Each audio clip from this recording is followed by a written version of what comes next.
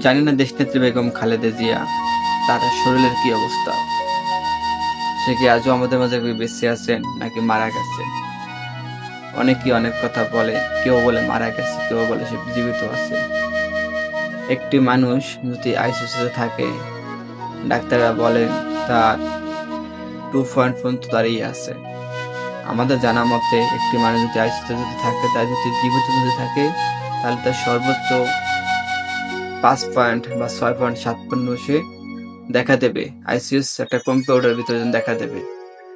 সেই জায়গায় দেশনেত্রী বেগম খালেদা জিয়ার মাত্র 2 পয়েন্ট শো করতে আছে কম্পিউটারের ভিতরে।